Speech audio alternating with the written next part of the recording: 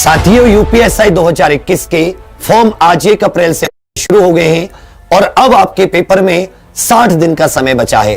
तो इन 60 दिनों की बेहतर तैयारी के लिए एग्जामपुर आप सभी के लिए लेकर आया है यूपीएससी 2021 शूरवीर मैराथन कोर्स, जिसमें होंगी रोजाना 10 घंटे आपकी क्लासेस में ही होगा आपका रिवीजन और आप सभी को मेरिट में लाने की फुल जिम्मेदारी, फुल रेस्पॉन्सिबिलिटी अपने एग्जामपुर की होगी।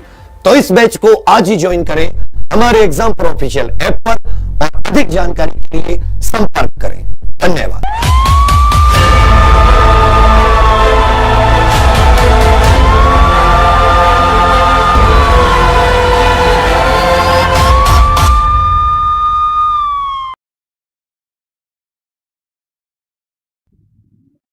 हेलो स्टूडेंट्स, हम एग्जामपुर कलम से क्रांति, मैं प्रीति आपका अपने परिवार एग्जामपुर में स्वागत करती हूँ।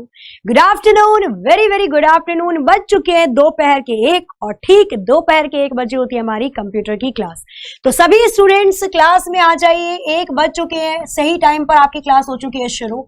तो एक बार जल्दी से क्लास को लाइक करके शेयर कर दीजिए ताकि और भी स्टूडेंट्स क्लास से जुड़ सके। ठीक है, एनसीईआरटी बेस्ड आपकी क्लास चल रही है रेगुलर, बिल्कुल। हेलो जी, hello, good morning, good morning.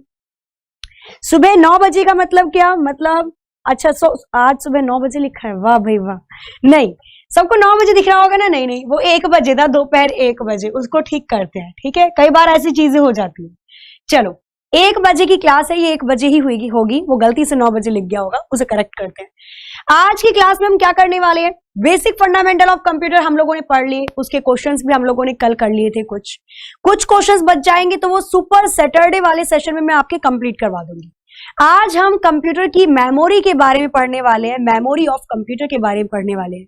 अगर आपको है दुविधा इस चीज में कि kilobyte, megabyte, gigabyte, terabyte, petabyte होती क्या चीज है, 1024 गीगाबाइट में क्या होता है, रैम क्या होती है, पी रोम क्या होती है, डबल ईपी रोम क्या होती है, कैश मेमोरी क्या होती है, सीडी डीवीडी काम कैसे करते हैं, तो इन सारे क्वेश्चन का जवाब आज इस क्लास के एंड में मात्र 40 मिनट में आप बहुत अच्छे से सीख लोगे। कॉपी और पेन अपने पास लेकर जरूर बैठिएगा, क्लास के अंदर बने रहना स्टार्टिंग से लेकर एंड तक। मेमोरी के हर एक क्वेश्चन एनसीईआरटी बेस्ड, किसी भी एग्जाम में आए हुए सारे क्वेश्चन आप सॉल्व कर जाओगे। ठीक है, चलो तो शुरू करते हैं क्लास को। ओके जी, thank you so much Umesh Rawat ji. ठीक है, नहीं मेरी कृपा नहीं थी, देखो आप लोगों की भी मेहनत होती है, रेगुलर आना, रेगुलर पढ़ना, उस तैयारी को हमेशा बरकरार रखना है ना, उसमें मेहनत लगती है। वरना कोई भी एग्जाम की तैयारी करना शुरू करते हैं ना तो बहुत सारी दुविधाएं होती हैं। जाहिर सी बात है, सबकी लाइफ में परेशानियां हैं, सबकी लाइफ में परेशानी है ना। कोई अगर हंसी खुशी खड़ा है इसका मतलब ये नहीं कि उसकी जिंदगी में परेशानी नहीं है, बस ये है कि वो समझ गया कि उस परेशानी को कैसे हल करना है। ठीक है, तो इसलिए अपने जो भी लक्ष्य है उस लक्ष्य पे टिके रहिए, एक ना एक दिन सारी परेशानियां घुटने टेक देती हैं और आपकी जीत अवश्य होती है। कंप्यूटर की मेमोरी के बारे में बात करते हैं तो जैसे हमारे अंदर मेमोरी है, दिमाग है ना हमारे अंदर, है ना, वो अलग बात है। कुछ लोग बोलते हैं कि दिमाग के अंदर दिमाग नहीं, भूसा है, भूसा नहीं, भूसे की बात नहीं हो रही। कंप्यूटर की मेमोरी की बात करते हैं तो जैसे हम अपनी ब्रेन के अंदर, अपने दिमाग के अंदर बहुत सारी चीजों को स्टोर करके रखते हैं। हमें याद होता है, अच्छा मम्मी पापा की एनिवर्सरी उस दिन है, हमें याद होता है कि हमारा बर्थडे इस दिन पड़ता है, हमारी फ्रेंड का बर्थडे इस दिन पड़ता है। ये सारी चीजें कहीं ना कहीं आपने दिमाग के अंदर स्टोर करके रख रखी है। क्लियर? ऐसे ही कंप्यूटर के अंदर भी मेमोरी होती है। तो अगर मैं कंप्यूटर की मेमोरी के अंदर की बात करती हूं तो इसमें लिखना है कंप्यूटर के अंदर, कंप्यूटर में, इसके अंदर आपको नोट करना है कंप्यूटर में स्टोर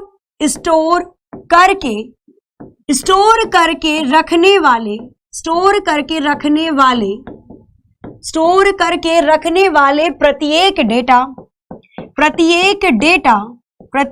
इनपुट लिखो, इनपुट भी तो मेमोरी के अंदर ही आ जाएगी, इनपुट डेटा आदि मेमोरी कहलाते हैं। ठीक है, मेमोरी कहलाते हैं या मेमोरी में सेव होते हैं। भाई वो सारी चीजें जो कि आप कंप्यूटर के अंदर देते हो वो कंप्यूटर की मेमोरी कहलाती है ना। बहुत सारी चीजें होती हैं। देखो हमारा काम क्या होता है, हमारा काम होता है हमारी याददाश्त पर डिपेंड करता है, क्योंकि वो फिक्स नहीं है। इंसान इतनी चीजों को याद रख सकता है असीमित, कहते हैं ना कि हम अपनी जो IQ लेवल एक मापा जाता है, हम अपने दिमाग का मात्र 1 पॉइंट समथिंग कुछ परसेंट ही इस्तेमाल कर पाते हैं। डॉल्फिन आई थिंक 2 या 3% इस्तेमाल करती है।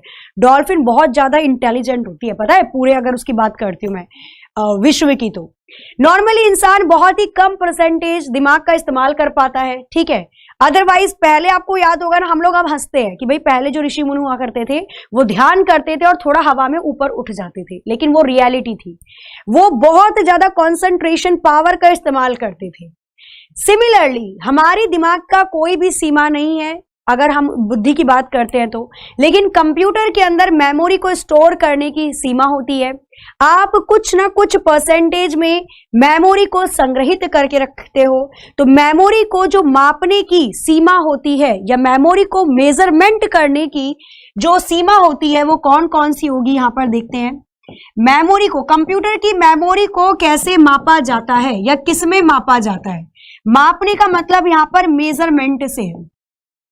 कंप्यूटर की मेमोरी को किस में मेजर किया जाता है, मेजरमेंट कैसे मापा जाता है? तो यहां पे आप नोट कर सकते हो बिट के अंदर, ठीक है। यहां पर आप नोट कर सकते हो निबल के अंदर, बाइट के अंदर, किलोबाइट के अंदर, मेगाबाइट के अंदर और एटसेट्रा लिख लेना। अभी इसके बारे में बात करेंगे, बस नॉर्मली इतना लिखना है ना। आपको कैसे पता चलता है, थैंक यू सो मच, आपको कैसे पता चलता है कि भाई इस पेन ड्राइव के अंदर इतनी मेमोरी स्टोर हो सकती है? क्यों? क्योंकि उसमें लिखा होता है कि ये पेन ड्राइव 16 GB की है, ये पेन ड्राइव 32 GB की है, तभी तो हम उसके अंदर उस मेमोरी को स्टोर कर पाते हैं। तो मेमोरी को मेजरमेंट हम इनमें मेमोरी का मेजरमेंट कर सकते हैं, ठीक है। अब मेमोरी का इस्तेमाल करते क्यों है, हम क्यों पढ़ रहे हैं ये सारी चीजें, तो यहां पर देखना। अगर मैं बात करती हूं कंप्यूटर की मेमोरी की सबसे छोटी इकाई के बारे में, कंप्यूटर की मेमोरी की सबसे छोटी इकाई कौन सी है? कंप्यूटर की मेमोरी की सबसे छोटी इकाई कौन सी होती है, बताइए जरा मुझे। Smallest unit of memory, smallest unit of memory कौन सी होती है? फटाफट से आंसर करना है, कौन सी होती है इसका आपको आंसर करना है, ठीक है। और ये क्यों पढ़ रहे हैं इसके बारे में भी मैं आपको बताती हूं। देखो, जैसे नॉर्मली हमारे पास क्या है, कंप्यूटर है। कंप्यूटर के अंदर जहां आप डेटा को स्टोर करके रखते हो उसको हार्ड डिस्क कहा जाता है। कंप्यूटर के अंदर जहां पर हम डेटा को स्टोर करके रखते हैं उसको हार्ड डिस्क कहा जाता है, ठीक है।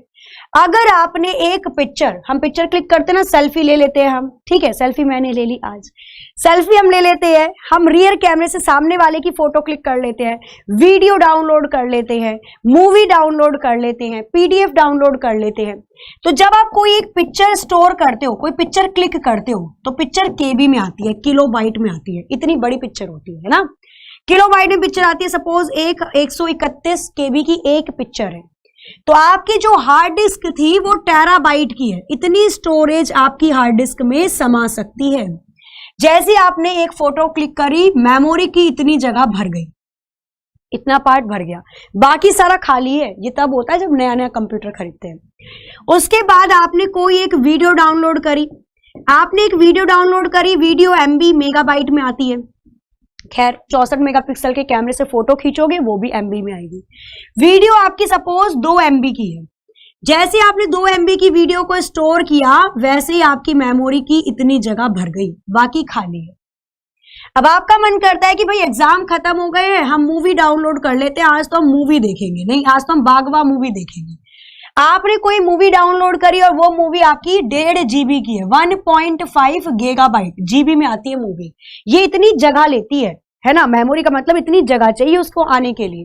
तो अब आपके कंप्यूटर में 1.5 GB की जगह, मतलब इतनी जगह भर गई, बाकी खाली। इसलिए हम megabyte, gigabyte, terabyte, petabyte, exabyte ये सारी चीजें पढ़ते हैं। तो अब ये तो समझ में आ गया होगा आपको कि ये सब चीजें काम कैसे करती हैं। अब ये होती क्या है उनके बारे में बात करते हैं।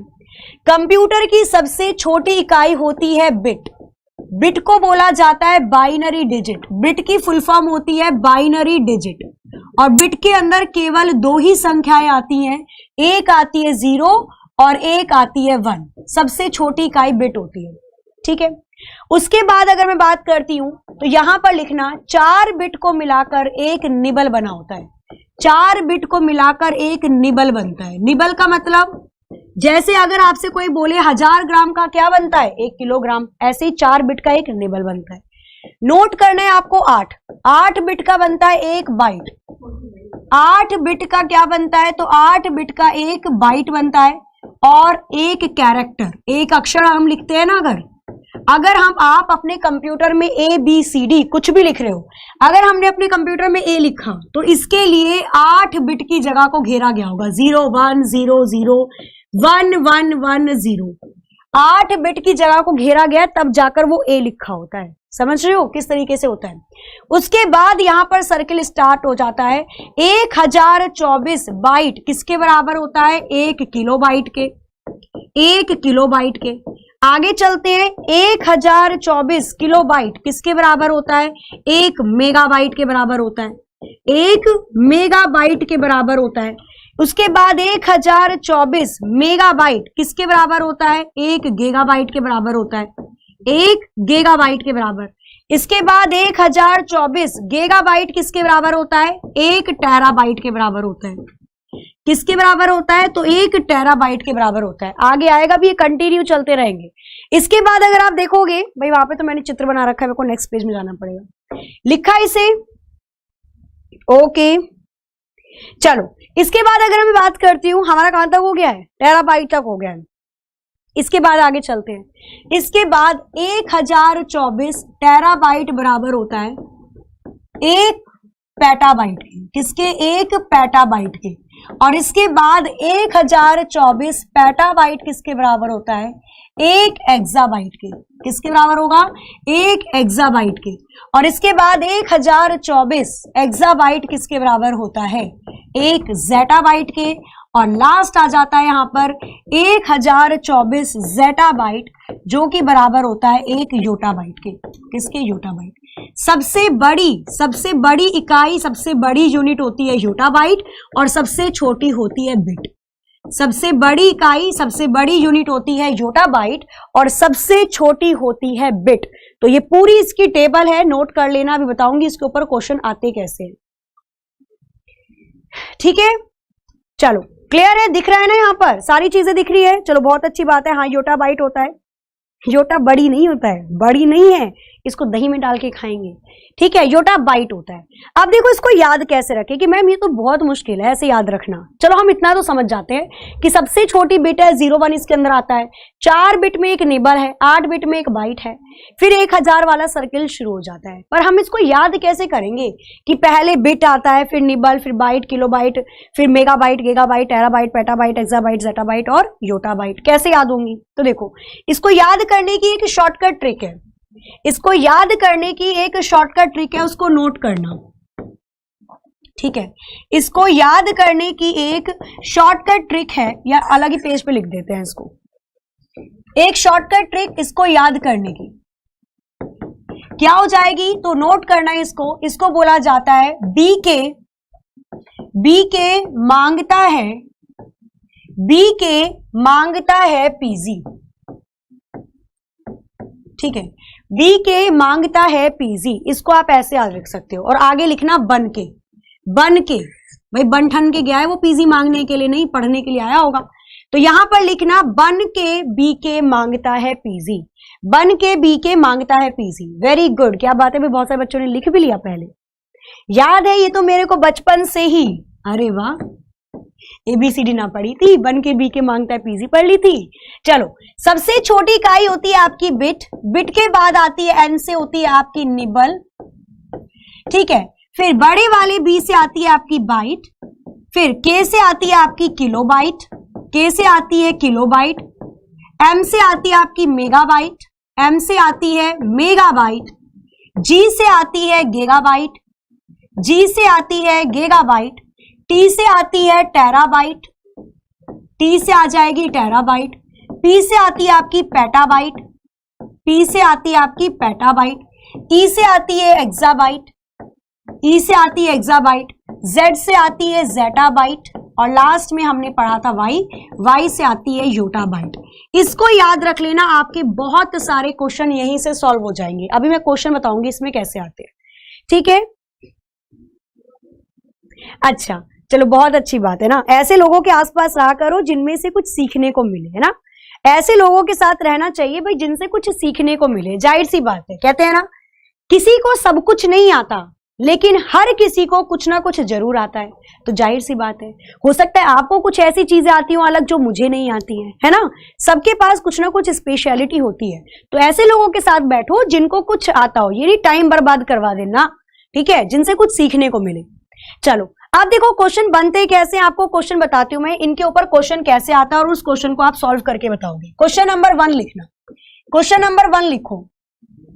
क्वेश्चन नंबर 1 आपको दिया है 1 GB में कितने बाइट होते हैं। 1 GB में कितने बाइट होते हैं, बताओ इसका आंसर क्या होगा। ऑप्शन दो, ऑप्शन दो, इसमें कितना होगा, ऑप्शन लिखो। ऑप्शन क्या लिखोगे इसका, ऑप्शन लिखो 1024 multiply by 1024 multiply by 1024 multiply by 1024। Option second लिखना 1024 मल्टीप्लाई बाय 1024 मल्टीप्लाई बाय 1024 और 1024 मल्टीप्लाई बाय 1024 या केवल 1024। कौन सा ऑप्शन इसका करेक्ट हो जाएगा। क्वेश्चन नंबर 1 आपके स्क्रीन पर है, पढ़िए, बताइए इसका आंसर क्या होगा। फिर मैं बताऊंगी ट्रिक से करना कितना आसान है ऐसे क्वेश्चन को। आंसर बताना है, क्या हो जाएगा, ABCD। देखो मैंने बताया, बिल्कुल दीपक जी आप बोल रहे हो कि मैम सबसे बड़ी जियोप होती है, ब्रोटो होती है, बिल्कुल होती है। देखो ये जो जियोप और ब्रोटो है ना, ये इमेजिनेशन में है, अभी इनके ऊपर काम भी शुरू नहीं हुआ, रिसर्च नहीं हुई। और अगर हम कंप्यूटर की या साइंस की बात करते हैं तो हम उन आंकड़ों पे बात करते हैं जो डेफिनेटली हैं, जिन पर रिसर्च चल रही है, ठीक है। अलग बात है अगर आपको जियोप दे दे तो हाँ लगाओ, अदरवाइज ऑप्शन में कभी नहीं मिलेगा वो। क्यों, क्योंकि ऑप्शन में योटा बाइट ही मिलेगा, इस पर काम जारी है, जियोप पे तो अभी काम भी नहीं हुआ, इसलिए नहीं लिखते। डी आंसर यहां पर आना स्टार्ट हो चुका है। अब देखो कैसे पिटाई करती हूं मैं। आंसर क्या कर रहे हो आप, आंसर कर रहे हो डी। मैम ये कैसे ऑप्शन है, समझ में नहीं आ रहे हैं, अभी समझाते हैं हम आपको कैसे नहीं आएंगे। देखो जीबी से बाइट पर जाना है, मैंने अभी आपको एक ट्रिक बताई थी ना, उसी को देखो, यहां पर सॉल्यूशन है इस क्वेश्चन का, उसी ट्रिक को देखो। ट्रिक क्या थी, ट्रिक थी बन के बी के मांगता है पीजी, बस इतना लिखना, पूरी कुछ नहीं लिखनी है इसके आगे। अब इस ट्रिक को आप अगर ध्यान से देखोगे तो यहां पर देखो जीबी दे रखा है, जीबी कहां पर आएगा, यहां पर आएगा। बाइट में आंसर निकालना है, बाइट कहां पर आएगा, यहां पर आएगा, बाइट यहां पर आएगा। कितना स्टेप आगे जाना पड़ेगा इसको, 1 स्टेप, 2 स्टेप और ये 3 स्टेप। इसको कितने स्टेप आगे जाना पड़ा, 3 स्टेप आगे जाना पड़ा। इसका मतलब 1024 की मल्टीप्लाई 3 बार होगी, 1024 की मल्टीप्लाई 3 बार होगी और ये मुझे ऑप्शन बी में मिला है। ऑप्शन बी इसका आंसर करेक्ट होगा, बताओ क्लियर है। हाँ बाइट पूछा है, ये इतना बड़ा बाइट नहीं दिख रहा है, वो बाइट नहीं दिख रहा, आपको क्या दिख रहा है भाई, मुझे तो बाइट दिख रहा है। हाँ यहाँ पे देखो हमारे एडिटर सर मैम को भी बाइट दिख रहा है। हाँ चलो क्या हो जाएगा आंसर इसका, 1024 की मल्टीप्लाई 3 बार होगी। अब देखो इसका ऑप्शन और कैसे बना सकता है, ठीक है ओके। अब देखो इसका ऑप्शन और कैसे बना सकता है, मुझे एक बात बताना, क्या मैं 1024 को 2 की पावर 10 लिख सकती हूं, बिल्कुल लिख सकती हूं भाई, 1024 लिखूं या 2 की पावर 10 लिखूं, बात तो एक ही है। चलो अब मैंने यहां पर 1024 की मल्टीप्लाई 3 बार कर रखी है, मैं बता रही हूं इसके ऑप्शन को और कैसे बना सकते हैं। 1024 की मल्टीप्लाई 3 बार कर रखी है, तो यहां पर मैं लिख सकती हूं 2 की पावर 10 की भी मल्टीप्लाई कर दो 3 बार। और जब आपस में पावर की मल्टीप्लाई होती है तो पावर को क्या किया जाता है, इसकी आपस में मल्टीप्लाई कर देंगे। 10 3 जा 30, 2 की पावर 30, ये भी इसका ऑप्शन हो सकता है, 2 की पावर 30 ये भी इसका ऑप्शन हो सकता है। ठीक है ठीक है, लिख सकती हूँ, हाँ आप भी लिख सकते हो भाई, मैं नहीं लिख सकती, आप भी लिख सकते हो। ठीक है चलो बहुत अच्छी बात, आगे चलते एक और क्वेश्चन देती हूँ, उसको करके बताना। एक और क्वेश्चन देती हूँ, उस क्वेश्चन को करके बताना है फिर आपको, ठीक है थैंक यू। आपको बताना है, एक और क्वेश्चन मैं दे रही हूं, तब मैं बताती हूं कि आप उस क्वेश्चन को सही से कर पा रहे हो या नहीं कर पा रहे हो। क्वेश्चन नंबर 2 लो, क्वेश्चन नंबर 2 हम देते हैं क्या, हम देते हैं आपको 4 मेगाबाइट में, 4 मेगाबाइट में कितने बाइट होते हैं, 4 मेगाबाइट में कितने बाइट होते हैं, क्वेश्चन ये है आपका। ठीक है, ऑप्शन देती हूं मैं आपको, ऑप्शन लिखो, ऑप्शन देती हूं मैं आपको, ऑप्शन लिखना है आपको। ठीक है, चलो ऑप्शन लिखो, ऑप्शन लिखना है 4 की multiply 1024 multiply 1024। Option B 1024 multiply 1024 multiply 1024। Option C 4 multiply 1024 multiply 1024 multiply 1024। या फिर ऑप्शन डी इसका आंसर होगा 4 की मल्टीप्लाई 1024 मल्टीप्लाई बाय, ये हो चुका क्या एक बार, कौन सा रह गया फिर? अच्छा, फिर 1024 को लिखो केवल 2 बार, 1024 मल्टीप्लाई 1024। बताओ इसका कौन सा ऑप्शन करेक्ट हो जाएगा? ठीक है, यहां पे आपको सॉल्यूशन मिल जाएगा। पहले आप इसको करके देखिए, बताइए इसका कौन सा ऑप्शन करेक्ट हो जाएगा, उसके बाद मैं सॉल्व करके बताती हूँ। बताओ, आंसर ए आना स्टार्ट हो चुका है यहां पर। अच्छा, आंसर डी भी आया है। ओके, चलो देखते हैं आंसर डी होगा या ए होगा या तो क्या होगा। अब यहां पर अगर इस क्वेश्चन को आप ध्यान से देखो तो सबसे पहले मैंने ट्रिक बताई थी, उसको लिखते हैं। 1 के मांगता है पीजी, 1 के मांगता है पीजी। यहां तक तो आने की खैर जरूरत ही नहीं थी। क्या दे रखा है? मेगाबाइट दे रखा है और बाइट में पूछा है। मेगाबाइट यहां रहा, बाइट यहां रहा, कितने स्टेप चलेंगे? एक स्टेप ये रहा, दूसरा स्टेप ये रहा, 2 स्टेप चलेंगे। इसका मतलब 1024 की मल्टीप्लाई 2 बार होगी। चलो, लेकिन ये तब होता अगर आपको 1 MB में पूछा होता। अगर 1 MB में बाइट की संख्या पूछी होती तब हम आंसर करते। यहां पर 1 की जगह 4 कर दिया है, तो मुझे यहां पर 4 की मल्टीप्लाई करनी पड़ेगी और ये ऑप्शन मेरा ए में दे रखा है, तो क्वेश्चन नंबर 2 का ए बिल्कुल सही आंसर हो जाएगा। हाँ जी, ए इसका बिल्कुल करेक्ट आंसर होगा। क्लियर है? समझ में आया? आप कर लोगे ना? मेगाबाइट, गीगाबाइट, टेराबाइट होते क्या है आपको समझ में आ जाएगा। अच्छा, एक और क्वेश्चन आता है इस पे, वो वाले क्वेश्चन भी देख लो। एक और टाइप के क्वेश्चन आते हैं, इन क्वेश्चन को भी देखना। क्वेश्चन नंबर 3, आपको ना क्या लगाना है? बड़े से छोटे क्रम में लगाना है। बड़े से छोटे क्रम में लगाइए, बड़े से छोटे क्रम में लगाइए। ठीक है, बताओ, बड़े से छोटे क्रम में लगाना है आपको, बताना है कौन सा ऑप्शन सही दे रखा है ना, कौन सा ऑप्शन सही दे रखा है। ठीक है, तो यहां पर लिखना आप किलोबाइट, बाइट, बिट, निबल। याद रखना, बड़े से छोटे क्रम में लगाने की बात हो रही है। ऑप्शन बी लिखना आप यहां पर टेराबाइट, किलोबाइट, निबल और बिट। उसके बाद आपको ऑप्शन लिखना है योटाबाइट, गीगाबाइट, पेटाबाइट और बाइट। और ऑप्शन डी लिखना है आपको यहां पर बिट, बाइट, किलोबाइट और मेगाबाइट, है ना, किलोबाइट और मेगाबाइट। बताओ कौन सा ऑप्शन सही है? किलोबाइट और मेगाबाइट बड़े से छोटे क्रम में लगाना है, बताना है कौन सा ऑप्शन करेक्ट हो जाएगा। बड़े से छोटे क्रम में लगाना है, बताना है कौन सा ऑप्शन करेक्ट हो जाएगा। नमस्ते जी, नमस्ते। आंसर बी आना स्टार्ट हो चुका है यहां पर। ओके, डी भी आंसर आना स्टार्ट हो चुका है। देखो यहां पर अगर आप देखोगे, हाँ, बिट सबसे बड़ा है, उससे छोटा बाइट है, लेकिन यहां पर गड़बड़ी हो गई। निबल को इधर डालना चाहिए था और बिट को इधर, तब तो सही होता। तो पहला तो नहीं है, दूसरा देखते हैं। टेराबाइट, क्या किलोबाइट टेराबाइट से छोटा है? बिल्कुल है। आगे चलते हैं। क्या निबल किलोबाइट से छोटा है? बिल्कुल है। क्या बिट निबल से छोटा है? बिल्कुल है। तो ऑप्शन बी इसका आंसर सही हो जाएगा। बाकियों को भी चेक कर लेते हैं। योटाबाइट, क्या जीबी गीगाबाइट योटाबाइट से छोटा है? बिल्कुल है। लेकिन पेटाबाइट गीगाबाइट से छोटा नहीं है, बड़ा है। तो यहां पर इन्होंने कर दी गलती, इसको ऐसे बदलना चाहिए था, तब आंसर होता। आगे चलो। क्या बिट, क्या बाइट बिट से छोटा है? नहीं, इन्होंने तो शुरुआत में ही गलती कर दी।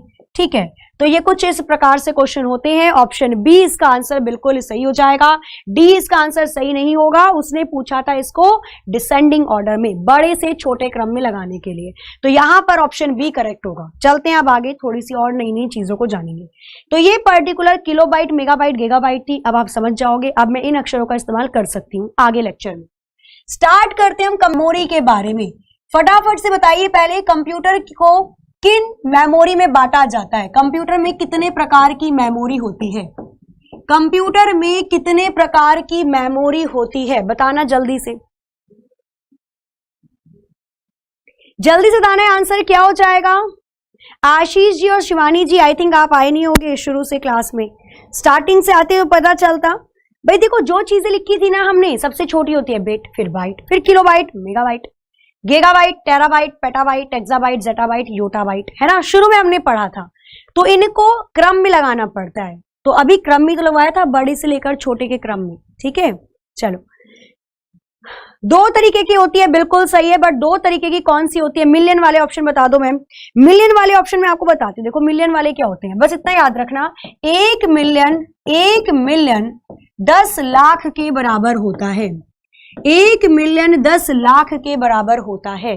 तो ये क्वेश्चन कैसे पूछे जाते हैं, यहां पर देखना। क्वेश्चन पूछा जाएगा आपसे, क्वेश्चन पूछा जाएगा आपसे क्या, 1 मेगाबाइट में, 1 मेगाबाइट में, ओके ठीक है, 1 मेगाबाइट में कितने बाइट होते हैं, ऐसे क्वेश्चन पूछा जाता है ना। और ऑप्शन में दे देगा आपसे क्या, ऐसे क्वेश्चन पूछेगा, ऑप्शन में दे देगा आपसे क्या, ऑप्शन में दे देगा 1 मिलियन, 2 मिलियन,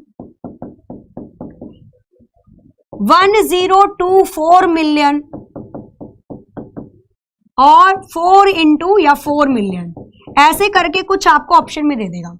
तो जब मुझे पता है कि 1 मिलियन में 10 लाख होते हैं, और जब मैं यहां पर एक छोटी सी ट्रिक के माध्यम से इस चीज को करती हूं, बन के बी के मांगता है पीजी, हमें कौन सा क्वेश्चन निकालना है? हमें ये क्वेश्चन निकालना है जो आपको गिवन है। एमबी से बाइट में जाना है, एमबी से बाइट में कितने स्टेप जाओगे? 1 और 2 स्टेप जाएंगे, 2 स्टेप जाएंगे, मतलब 1024 की मल्टीप्लाई 2 बार करनी पड़ेगी। जब हम मल्टीप्लाई करेंगे ना, इसको राउंड ऑफ ले लेंगे, इसको हम 1000 मान लेंगे कि 1000 की मल्टीप्लाई 1000 के साथ कर रहे हैं, और जब इसकी मल्टीप्लाई करोगे तो 1 के बाद 6 जीरो आएगी, जो कि 10 लाख बन जाएगी। और हमको पता है कि 1 मिलियन 10 लाख के बराबर होता है, तो 1 मेगाबाइट में 1 मिलियन बाइट होंगे। ऑप्शन ए इसका आंसर करेक्ट हो जाएगा। समझ में आया? हाँ बिल्कुल जी, ये क्लास ले सकते हो आप, कोई दिक्कत वाली बात नहीं है। क्लियर है ना? अब समझ में आ गया आपको? कर लोगे, हो जाएगा। चलो, हम क्या पढ़ रहे थे और कहाँ आ गए? चलो कोई बात नहीं, वो भी इंपॉर्टेंट है, हो सकता है मिलियन वाला ही पूछ ले एग्जाम के अंदर, है ना। चलो, मिलियन वाला पूछो तो उस बच्चे को याद कर लेना भाई, है ना। चलो चलते हैं मेमोरी पे। मैं बात कर रही थी मेमोरी की, कि मेमोरी कितने प्रकार की होती है। तो कंप्यूटर में जब हम मेमोरी की बात करते हैं, तो मेमोरी 2 प्रकार की होती है। कंप्यूटर के अंदर जब हम मेमोरी की बात करते हैं, तो कंप्यूटर में मेमोरी 2 प्रकार की होती है। पहली क्या बोला जाता है इसको? Primary memory. कौन सी मेमोरी होती है? तो ये प्राइमरी मेमोरी होती है, और हिंदी में इसको बोला जाता है प्राथमिक मेमोरी। हिंदी में इसको कौन सी मेमोरी बोला जाता है? हिंदी में इसको प्राथमिक मेमोरी बोला जाता है। सेकेंड वन इज, दूसरी होती है आपकी सेकेंडरी मेमोरी। दूसरी होती है सेकेंडरी मेमोरी, जिसको ऑक्सिलरी मेमोरी के नाम से भी जाना जाता है। इसको ऑक्सिलरी मेमोरी भी बोला जाता है, और हिंदी में हम इसको द्वितीयक या सहायक मेमोरी भी बोलते हैं। द्वितीयक या सहायक मेमोरी भी बोलते हैं, ठीक है। दोनों चीज समझ में आई। अब एक और चीज याद रखना है यहाँ पे, ठीक है। अब कैसे पहचानोगे कौन सी मेमोरी प्राथमिक है, प्राइमरी है, और कौन सी सेकेंडरी है? तो एक छोटा सा एग्जाम्पल देखना। जब हम स्मार्टफोन खरीदने जाते हैं, सपोज करो आज आपको पापा बुलाते हैं, बच्चा इधर आओ, आपको देते हैं वो 20,000 रुपए, बोलते हैं जाओ मोबाइल फोन खरीद लो अपनी मनपसंद का, ठीक है। एक एग्जाम्पल है, किसी भावनाओं को ठेस पहुंचाने का बिल्कुल भी मंशा नहीं है मेरी। तो यहां पर आपको बुलाकर 20,000 रुपए दिए जाते हैं सपोज, ठीक है, और बोला जाता है कि जाओ जी लो अपनी जिंदगी, एक फोन खरीद लो, स्मार्टफोन अच्छा सा। आप जाओगे मार्केट में या ऑनलाइन शॉपिंग करोगे, ठीक है। तो वहां पे आप फोन के अंदर जो मेमोरी आपको पहले से ही फोन के अंदर मिल रही है, जो मेमोरी पहले से ही मौजूद है उस गैजेट के अंदर जिसको आप खरीद रहे हो, वो प्राथमिक मेमोरी कहलाती है। जो मेमोरी पहले से ही मौजूद होती है, जो मेमोरी यहां पे लिखना, जो मेमोरी पहले से ही मौजूद होती है, वो कौन सी मेमोरी कहलाती है? तो वो मेमोरी आपकी कहलाती है प्राइमरी मेमोरी। वो मेमोरी आपकी प्राइमरी मेमोरी कहलाती है। और इसके अंदर कौन सी चीजें आती हैं, इसके अंदर रैम हो गई, कितने जीबी रैम है, कितने जीबी रोम है, कैश मेमोरी, तो ये सारी आपकी प्राथमिक मेमोरी कहलाएंगी। ठीक है, दूसरी चीज हम बात करते हैं यहां पर। ठीक है, देखो मैंने वही बोला था, किसी की मंशाओं को ठेस पहुंचाना मेरी कोई भी आशा नहीं है, इसलिए मैंने सपोज का लगा दिया था एक टैग। ठीक है, और जो मेमोरी आप मार्केट से बाहर से खरीदते हो, जो फोन के अंदर नहीं होती, जिसको बाहर से लिया जाता है, जिसको बाहर से, तभी तो सहायक बोलेंगे, सहायता लोगे ना, जिसको बाहर से लिया जाता है उस मेमोरी को बोला जाता है सेकेंडरी मेमोरी। अब हम मेमोरी कार्ड का इस्तेमाल करते हैं ताकि इंटरनल मेमोरी बच जाए, तो इसकी सहायता ले रहे हैं ना बाहर से लगाकर, तो ये आपकी क्या है, एक्सटर्नल या सेकेंडरी मेमोरी है। हम सीडी, डीवीडी, पेन ड्राइव में डाटा को स्टोर करके रखते हैं, तो ये सारी हमारी सेकेंडरी मेमोरी है। क्लियर है, समझ में आया दोनों के अंदर क्या डिफरेंस है। ठीक है, अब आप इस चार्ट को बड़ी आसानी से जान सकते हो। तो प्राइमरी मेमोरी के अंदर कौन कौन सी चीजें आती हैं, प्राइमरी मेमोरी में आती है रैम, प्राइमरी मेमोरी के अंदर आती है रोम, रीड ओनली मेमोरी, अभी लिखवाऊंगी इसको एक एक को, मतलब पूरा खोलकर, और इसी के अंदर आती है आपकी कैश मेमोरी, रजिस्टर भी इसी में है, वो भी इसी के अंदर लिखवा दूंगी, कैश मेमोरी। तो ये तीन चीज किसके अंदर आती है, ये तीन चीज आती है, कैशे बोलते हैं वैसे इसे। ठीक है, रोम हो गई, रैम हो गई और कैश हो गई, ये दोनों मेमोरी होती है, तीन मेमोरी होती है प्राइमरी में। अगर मैं सहायक या सेकेंडरी मेमोरी की बात करती हूँ तो इसके अंदर बहुत सारी होती है। इसके अंदर होती है पहली ऑप्टिकल डिस्क, इसके अंदर पहली मेमोरी होती है ऑप्टिकल डिस्क। ऑप्टिकल डिस्क मतलब गोल आकार की डिस्क। ठीक है, जिसके अंदर आती है आपकी सीडी, कॉम्पैक्ट डिस्क हो गई, डीवीडी, डिजिटल वर्सेटाइल डिस्क हो गई, बीआरडी, ब्लू रे डिस्क हो गई, ये सारी आ जाएंगी।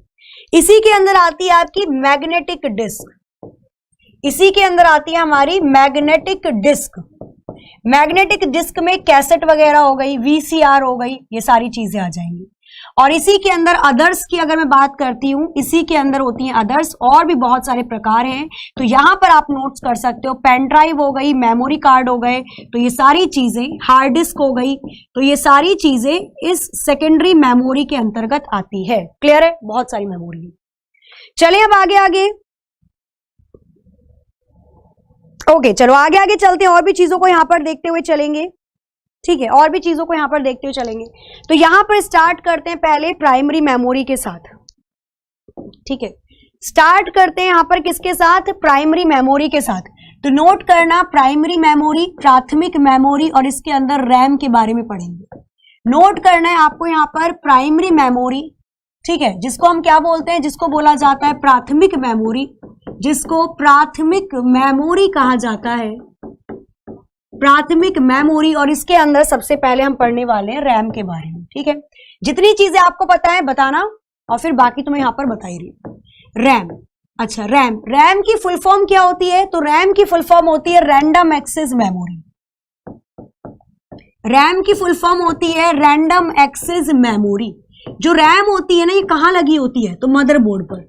ये जितनी भी चिप है वो मदरबोर्ड पर लगी होती है। कंप्यूटर में जो सीपीयू होता है उसमें एक मदरबोर्ड होती है, प्लेट होती है, उसके ऊपर सारी चिप लगी होती है। ठीक है, और लैपटॉप के अंदर भी मदरबोर्ड होता है, जहां पे टाइपिंग करते हैं, उसको खोलोगे ना तो उसके अंदर मदरबोर्ड निकलेगा, वहां पर भी चिप लगी होती है। ये रैम होती है, रैंडम एक्सेस मेमोरी होती है।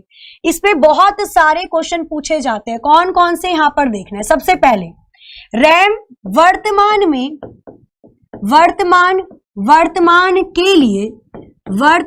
के लिए इस्तेमाल होने वाली मेमोरी। वर्तमान के लिए इस्तेमाल होने वाली मेमोरी कौन सी है, ये आपकी रैम ही होती है। कौन सी है, तो ये आपकी रैम ही होती है। प्रेजेंट टाइम मेमोरी बोला जाता है इसको, या करंट टाइम मेमोरी। इसको करंट या प्रेजेंट टाइम मेमोरी के नाम से जाना जाता है।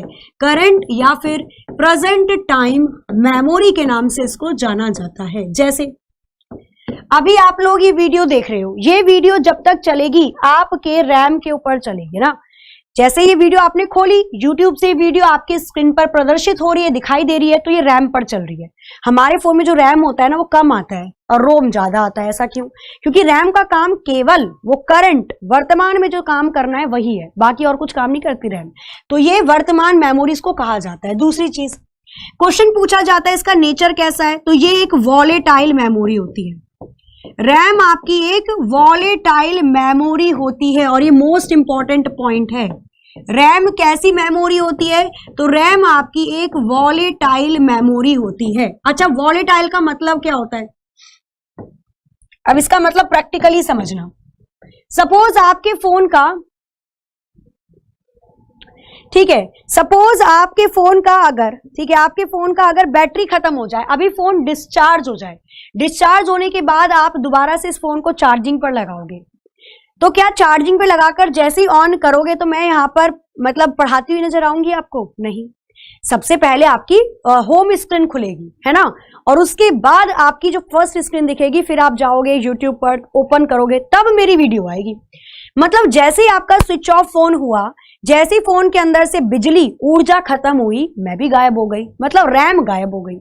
तो वॉलेटाइल का मतलब क्या होता है? वॉलेटाइल का मतलब होता है जैसे ही लाइट गई या विद्युत गई, जैसे ही लाइट गई वैसे ही उसके अंदर का डेटा भी चला गया, इसी को बोलते हैं वॉलेटाइल। जब डेटा ज्यादा देर तक रुकता नहीं है, इसी वजह से इसको टेम्पररी मेमोरी भी कहा जाता है। टेम्पररी मेमोरी का मतलब होता है कुछ टाइम के लिए इस्तेमाल होने वाली मेमोरी। इसको अस्थायी मेमोरी के नाम से भी जानते हैं, इसको अस्थायी मेमोरी के नाम से भी जाना जाता है। क्लियर है? डोरेमोन, अच्छा यहां पर भी आ गया है डोरेमोन।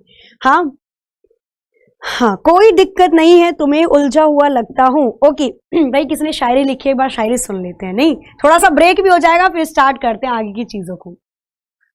ठीक है, क्या लिखा है?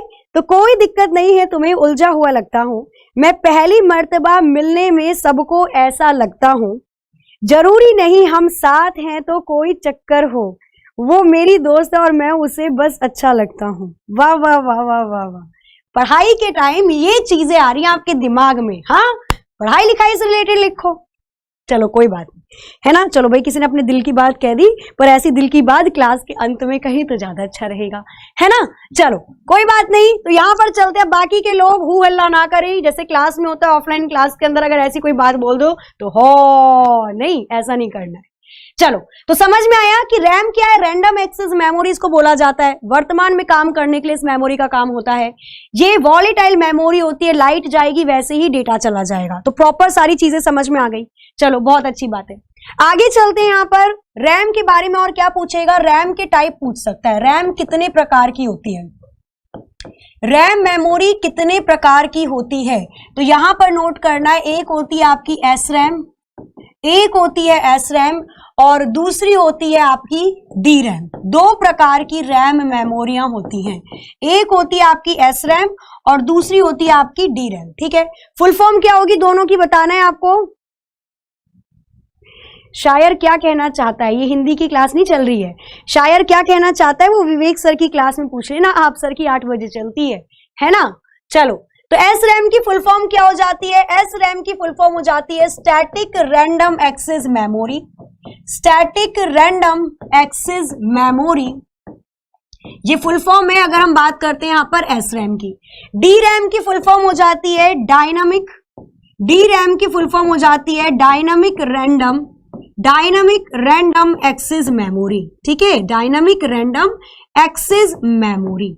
दोनों में क्या अंतर होता है? क्वेश्चन कैसे आते हैं? ठीक है, तो स्टैटिक का मतलब होता है फिक्स, इस मेमोरी को बदला नहीं जा सकता, इसे परिवर्तित नहीं किया जा सकता। कौन सी मेमोरी को? तो एस रैम, स्टैटिक मेमोरी को परिवर्तित नहीं किया जा सकता, इसको हम चेंज नहीं कर सकते। ठीक है, और डायनामिक मेमोरी को हम चेंज कर सकते हैं। यहां पर लिख देना, इसे परिवर्तित या इसे चेंज किया जा सकता है, इसे चेंज किया जा सकता है। थर्ड वन आ जाएगा, यह क्या नहीं होती? रिफ्रेश नहीं होती। ये वाली मेमोरी कम रिफ्रेश होती है, रिफ्रेश तो होती है, खैर लिखो कम रिफ्रेश होती है। ये मेमोरी यह बहुत कम बार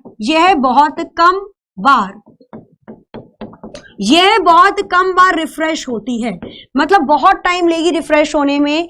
मतलब यहां पर जब फिक्स है तो ये फिक्स ही डाटा उठाता है, ये अपने आप को चेंज नहीं करता। चेंज नहीं करेगा तो मेमोरी बार बार रिफ्रेश नहीं होगी, जितनी मेमोरी उसके पास है हमेशा उतनी रखेगी, डाटा भी डिलीट नहीं करेगी। और डायनामिक रैंडम एक्सेस मेमोरी में लिखना यह 1 मिनट में 1000 बार रिफ्रेश होती है। यह 1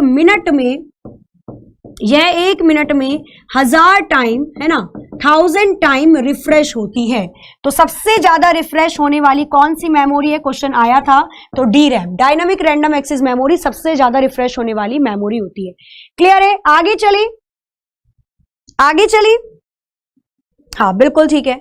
आगे देखते हैं, यहां पर नेक्स्ट देखेंगे तो एस रैम हो गया आपका, डी रैम हो गया। इसके बाद आती है हमारी रोम। ठीक है, रैम के बारे में सारी चीजें हम लोगों ने पढ़ ली। इसके बाद सेकंड वन, प्राइमरी मेमोरी के अंदर लिखना है रोम। रोम की फुल फॉर्म क्या होती है, तो रोम की फुल फॉर्म होती है रीड ओनली मेमोरी। रोम की फुल फॉर्म क्या होती है, रोम की फुल फॉर्म होती है रीड ओनली मेमोरी। ठीक है, इसका इस्तेमाल किसके लिए किया जाता है, क्या क्या चीजें इसके अंदर इंपॉर्टेंट है, बताओ जल्दी से। रोम का इस्तेमाल किसके लिए किया जाता है, जैसे रैम जो आपकी वर्तमान में काम होता है, तो वर्तमान के काम के लिए हम रैम का इस्तेमाल करते हैं। रोम का इस्तेमाल किसके लिए होता है, तो डेटा को जो आप स्टोर करते हो ना, आपने कोई फोटो क्लिक करी, वो कहां जाके स्टोर होती है, रोम में। मोबाइल के अंदर रोम में, और लैपटॉप या कंप्यूटर के अंदर हार्ड डिस्क में होती है। ठीक है, तो यहां पर लिखना है आपको डेटा को स्टोर करने का काम, डेटा को स्टोर करने का काम किसका होता है, रोम का होता है, रोम का होता है। तो डेटा को स्टोर करके कौन सी मेमोरी रखती है, रोम रखती है, रीड ओनली मेमोरी रखती है। नेक्स्ट पार्ट यहां पर याद रखना है आपको, रोम नॉन वॉलेटाइल मेमोरी है। रोम कैसी है, रोम नॉन वॉलेटाइल मेमोरी होती है। और अब नॉन वॉलेटाइल का मतलब क्या होता है, तो नॉन वॉलेटाइल का मतलब होता है अगर लाइट चली भी गई, अगर लाइट नहीं है तो भी आपका डाटा बरकरार रहता है, लाइट नहीं है तो भी डाटा आपका बरकरार रहता है। इस वजह से इसको परमानेंट मेमोरी बोला जाता है, इस वजह से इसको परमानेंट मेमोरी बोला जाता है, जिसको हम लोग हिंदी में स्थायी मेमोरी के नाम से जानते हैं। इसको स्थायी मेमोरी कहा जाता है। अब सोचो कैसे, सपोज ये वाली वीडियो है, जैसे क्लास ओवर हुई, आपने ये वाली वीडियो अपने रोम के अंदर स्टोर करके रख दी, डाउनलोड कर ली।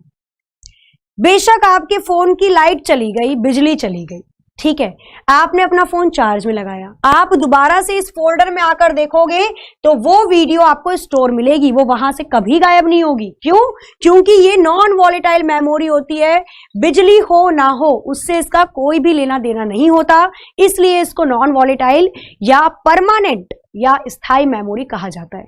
क्लियर है? आगे चले। ओके चलो, बहुत अच्छी बात है। अनुराग जी देखो, जो हरियाणा की क्लास आप लोगों की चल रही थी ना, वो मैंने आपको बताया था वो कुछ दिनों बाद चलेगी, अभी वो होल्ड पर है क्लास। ठीक है, चलो बहुत अच्छी बात है। क्लियर है ये सारी चीजें? अच्छा, इसके बाद और क्या चीजें पूछी जाती है, रोम के प्रकार के बारे में पूछा जाता है। रोम कितने प्रकार के होते हैं, तो लिखना रोम 3 प्रकार के होते हैं। रोम कितने प्रकार के होते हैं, तो रोम 3 प्रकार के होते हैं। रोम के 3 टाइप होते हैं। कौन कौन से होते हैं बताइए जल्दी से। बफरिंग हो रही है मैम, देखना बफरिंग, यहां से तो सब कुछ ठीक है, कोई दिक्कत नहीं होनी चाहिए। चलो वेरी गुड, यहां पे आंसर आना स्टार्ट हो चुका है, डिस्क की जगह डिस्क, बिल्कुल। तो यहां पर आंसर आना स्टार्ट हो चुका है। रोम होती है 3 प्रकार की, कौन कौन सी होती है, तो यहां पर नोट करना रोम के टाइप। रोम 3 टाइप की होती है, तो यहां पर नोट करना है, सबसे पहले होती है पी रोम, ठीक है, और इसके बाद आती है आपकी ईपी रोम, ईपी रोम, और उसके बाद आती है आपकी डबल ईपी रोम, उसके बाद आती है आपकी डबल ईपी रोम। फुल फॉर्म की अगर मैं बात करती हूँ, फुल फॉर्म तो हालांकि आपको पता होगी, अदरवाइज मैं लिख ही देती हूँ ना, कोई बात नहीं, नहीं भी पता है तो एक बार लिख लेते हैं। पी रोम की फुल फॉर्म होती है प्रोग्रामेबल, पी रोम की फुल फॉर्म होती है programmable read only memory, programmable read only memory, ये फुल फॉर्म होती है अगर मैं बात करती हूँ पी रोम की, ठीक है। ईपी रोम की फुल फॉर्म होती है इरेजेबल, ईपी रोम की फुल फॉर्म होती है erasable programmable read only memory, erasable programmable read only memory, ठीक है। क्या होती है ये फुल फॉर्म होती है अगर हम ईपी रोम की बात करते हैं। थर्ड वन इज डबल ईपीरोम की फुल फॉर्म क्या होती है? इलेक्ट्रिकली, डबल ईपीरोम की फुल फॉर्म होती है electrically erasable, electrically erasable programmable, electrically erasable programmable read only memory. अब क्वेश्चन कैसे आएंगे? एक तो क्वेश्चन इसमें बनता है इसकी फुल फॉर्म से, इसलिए मैंने सारी फुल फॉर्म लिख दी क्योंकि सारी फुल फॉर्म इसकी इंपॉर्टेंट है। एक क्वेश्चन कैसे बनता है यहां पर, तो ये देखना। बिल्कुल भाई, एक क्वेश्चन तो यहां पर क्या बनता है? हाँ बिल्कुल सही है, दोनों वर्ड यूज होते हैं बट है डिस्क ही। बिल्कुल मीतू जी, ब्रिटिश इंग्लिश होती है और एक अमेरिकन इंग्लिश होती है और हम है इंडियन, हमारी कोई इंग्लिश ही नहीं होती है। ठीक है, तो बिल्कुल डिस्क डिस्क ही होती है, बस एक ब्रिटिश में सी लगा देते हैं और अमेरिकन में के लगा देते हैं। चलो, P ROM double E P ROM इनकी बात करते तो क्वेश्चन कैसे आता है? पी रोम के अंदर का डेटा आप मिटा नहीं सकते। इसके अंदर जो लिख दिया, इसके अंदर के डेटा को मिटाया नहीं जा सकता। आप जो लिख दोगे वो लिखा ही रहेगा, इसके अंदर के डेटा को मिटाया नहीं जा सकता। ठीक है, हमने जो लिख दिया वो पत्थर की लकीर है, इसके अंदर के डेटा को नहीं मिटाया जा सकता।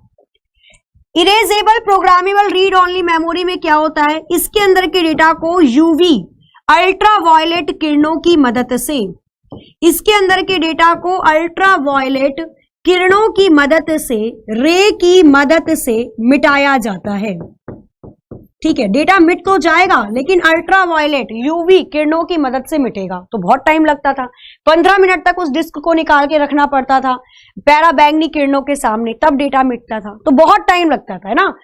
उसके बाद आपकी डबल ईपी रोम आई, इसके अंदर क्या होता है? तो इसके अंदर आप विद्युत के जरिए, इलेक्ट्रिसिटी के जरिए, विद्युत के जरिए या विद्युत के माध्यम से, विद्युत के माध्यम से डेटा को मिटा सकते हैं, डेटा को मिटा सकते हैं। ठीक है, डेटा को मिटाया जाता है या मिटा सकते हैं, तो ये सारी चीजें होती हैं। ये क्वेश्चन पूछा जाता है कि अल्ट्रावायलेट रे की मदद से डेटा को कौन सी मेमोरी के अंदर मिटाया जाता है। ठीक है, पूछ लेगा आपसे विद्युत के जरिए कौन से डेटा को मिटाया जा सकता है और कौन सी मेमोरी का डेटा मिट ही नहीं सकता। एक और चीज याद रखना, डबल ईपी रोम को ई स्क्वायर पी रोम भी बोला जाता है। और क्वेश्चन आता है कि पेन ड्राइव कौन सी मेमोरी का उदाहरण है?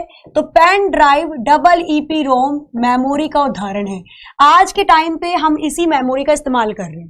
पहले के कंप्यूटर पता है कैसे होते थे? ऐसा मानो आपके पास 3 तरीके के फोन है। एक फोन आपके पास वो है जिसमें पी रोम लगा हुआ है, आपने जो एक बार फोटो खींच ली वो आप डिलीट ही नहीं कर सकते।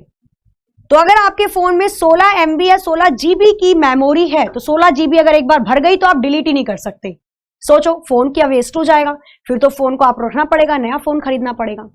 दूसरा फोन वो है आपके पास कि आप अगर 16 GB मेमोरी भर देते हो और उसको डिलीट करना है तो सूरज के सामने, खैर वो डायरेक्टली नहीं आएंगी, उसके लिए अलग सी मशीन्स मैकेनिज्म होती हैं, आपको अल्ट्रावायलेट किरणों के सामने उस चिप को निकाल कर 15 मिनट तक रखना पड़ेगा। और कोई चीज अगर एक बार निकल जाती है, आप दोबारा लगाते हो तो वो पहले जैसी नहीं होती, तो ये भी काम नहीं आई। आजकल ये वाले फोन आप लोगों के पास है तो आपके पास अगर 16 GB की स्टोरेज भर चुकी है तो आप अपने अकॉर्डिंग उनको डिलीट कर सकते हो। क्यों? क्योंकि इलेक्ट्रिकली जो आपके कंप्यूटर या मोबाइल फोन के अंदर बिजली करंट पास हो रही है उसके जरिए आप उस रजिस्टर के जरिए डाटा को मिटा भी सकते हो और नया डाटा भर भी सकते हो। क्लियर है? चीजें समझ में आई? हाँ बिल्कुल सही है, ठीक है, बिल्कुल ठीक है भाई, यहां पर समझ में आ गया। वेरी वेरी गुड, बहुत अच्छी बात है। क्या करें मैम? चैनल को 2 बार सब्सक्राइब करिए। शैतानी करोगे ना तो बहुत पिटाई करूंगी, किसी दिन मौका मिल जाए ऑफलाइन पढ़ाने का, ठीक है। हाँ, आगरा में तो मिला था, बट आप जैसे शैतान बच्चों को, पता है कितने मासूम बच्चे होते हैं ऑफलाइन में। मैं आगरा में पढ़ा के आई हूँ, दिल्ली में ही पढ़ाया था मैंने, शांत बैठे रहते हैं। और यहाँ पे आप लोगों की इतनी हंसी मजाक निकलती है, पता होता है ना आपको कि मैम तो कुछ कर नहीं पाएंगी। चलो, पी रोम, ईपी रोम, डबल ईपी रोम हो गया, वेरी गुड, बहुत अच्छी बात है। इसके बाद आपकी रोम की चिप भी पूछी जाती है, रोम की चिप भी पूछी जाती है। रोम की 2 मुख्य चिप होती हैं, इसके बारे में क्वेश्चन आता ही आता है, 100% क्वेश्चन आता है, इसको नोट करना। रोम में मुख्य तौर पर 2 चिप होती है। पहली बायोस चिप होती है, BIOS बायोस चिप होती है। दूसरी सीमोस होती है। होती तो बहुत सारी हैं, पर मुख्य तौर पर एग्जाम के पर्पस से देखें तो ये 2 चिप है। एक होती है बायोस और एक होती है सीमोस। अरे भाई टाइम का भी हो गया, टाइम हो गई। ठीक है, चलो एक होती है बायोस और एक होती है सीमोस। बिल्कुल ट्रिपल सी के लिए यूजफुल है, हर एक एग्जाम के लिए यूजफुल है। और ये तो आपका एनसीईआरटी सीरीज चल रही है, ये तो अगर आप कंप्यूटर से कुछ और चीज भी करना चाहते हो उसके लिए भी यूजफुल होगी। अभी धीरे धीरे सारी चीजें आएंगी। तो ये आपका होमवर्क हो जाएगा, आपको होमवर्क में करके बताना है क्योंकि अब क्लास का टाइम हो चुका है। अच्छा देखो, आप में से जो भी बच्चे हैं जो टेकपुर पर पढ़ते हैं या जो यूपी RVNL का एग्जाम देने जा रहे हैं या यूपी SSC JEE का एग्जाम देने जा रहे हैं, तो आप सभी स्टूडेंट्स के लिए रीजनिंग की डेमो आज स्टार्ट हो चुकी है। अभी 2 बजे टेकपुर वाले चैनल पर है, तो अगर आपने भरा है तो आप बेशक वहां पर ज्वाइन कर सकते हो। ठीक है, चलो तो ये वाला क्वेश्चन होमवर्क है, आपको फुल फॉर्म बताना है दोनों का, दोनों की फुल फॉर्म बतानी है कि बायोस की फुल फॉर्म क्या होती है और सीमोस की फुल फॉर्म क्या होती है। ठीक है, चलो तो एक रिकैप कर लेते हैं फटाफट से और फिर करते हैं यहां पर क्लास को एंड। रोम कौन कौन से प्रकार होते हैं, रैम के बारे में, रोम के बारे में सारी चीजें हमने आज सीखी। आज हमने सीखा क्या, तो आज हमने सीखा मेमोरी कितने प्रकार की होती है, KB GB TB होती क्या है, इसको कैसे निकालते हैं। तो ये सारी चीजें आज हमने अपनी एक क्लास के अंदर सीखी और डेफिनेटली बहुत यूजफुल क्लास थी। ठीक है, चलो तो क्लास अच्छी लगी होगी तो एक बार क्लास को लाइक कर देना, शेयर जरूर कर देना आपके जितने भी ऑनलाइन प्लेटफॉर्म है जहां पर भी आप चलाते हो चीजों को। ठीक है, तो क्लास को करते हैं यहाँ पर एंड, मिलते हैं कल अपनी टाइम पर ठीक 1 बजे। तो क्लास भाई जितने भी नए बच्चे आए हैं चैनल को सब्सक्राइब जरूर करना और एक ही बार करना और बेल आइकन प्रेस कर देना ताकि लाइव नोटिफिकेशन मिलती रहे। मिलते हैं कल 1 बजे, तब तक के लिए हंसते रहिए, मुस्कुराते रहिए, खुश रहिए, अपना अपने घर वालों का ख्याल रखिए। जय हिंद, जय भारत।